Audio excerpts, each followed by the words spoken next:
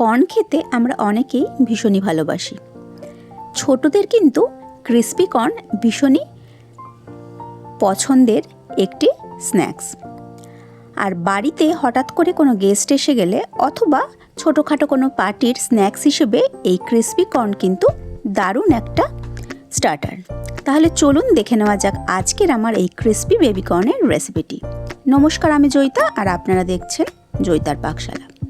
আজকে এই crispy baby corn বানানোর জন্যে আমি এখানে বেশ কিছুটা পরিমাণ বেবি কর্ন নিয়ে নিয়েছি।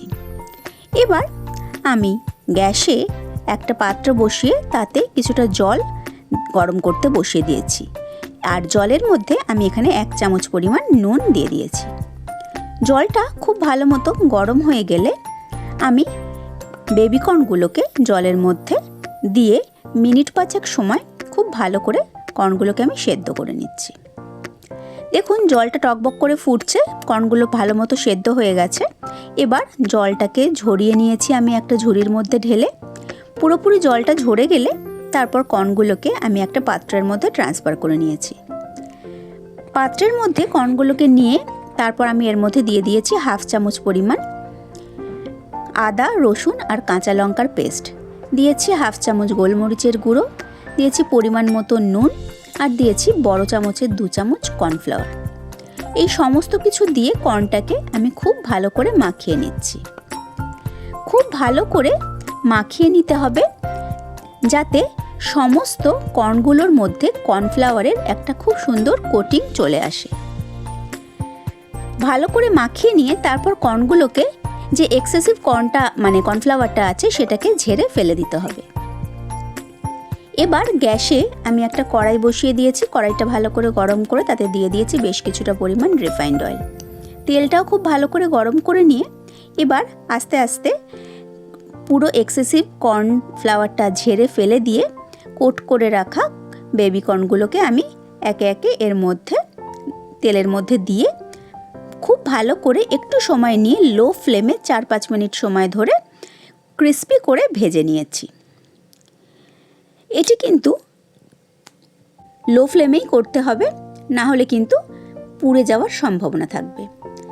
লো ফ্লেমে একটু সময় ধরে আমি সমস্ত বেবি কর্নগুলোকে একদম ক্রিস্পি বা মচমচে করে ভেজে তুলে নিচ্ছি। সমস্ত কর্নগুলো তুলে নিয়ে কড়ার মধ্যে যে তেলটা ছিল সেই তেলটাকে আমি কিছুটা কমিয়ে রেখে দিয়েছি। অল্প একটু তেল কড়ার মধ্যে রেখে বাকি তেলটা আমি তুলে নিয়েছি। এবার ওই অল্প তেলের মধ্যেই আমি দিয়ে দিয়েছি বড় চামচের 1 চামচ পরিমাণ রসুন কুচি, দিয়েছি বড় চামচের 1 চামচ আদা কুচি। আদা রসুনটা 10-15 সেকেন্ড একটু নাড়াচাড়া করে নিয়ে তারপর আমি এর মধ্যে দিয়ে দিয়েছি একটা মিডিয়াম সাইজের পেঁয়াজ কুচি। সমস্ত কিছু দিয়ে আবারও 10-15 সেকেন্ড খুব ভালো করে আমি নাড়াচাড়া করে নিচ্ছি। 10-15 সেকেন্ড খুব ভালো করে সমস্ত কিছু নাড়াচাড়া করে নিয়ে এবার যে আদা রসুন আর কাঁচা লঙ্কার পেস্টটা করেছিলাম সেখান থেকে 1/4 চামচ আদা রসুন আর কাঁচা লঙ্কার পেস্ট আমি এর মধ্যে দিয়ে দিয়েছি। দিয়ে এবার আমি আরও মিনিট খানেক সময় খুব ভালো করে একটু নাড়াচাড়া করে নিচ্ছি যাতে আদা রসুনের কাঁচা গন্ধটা একেবারেই চলে যায়।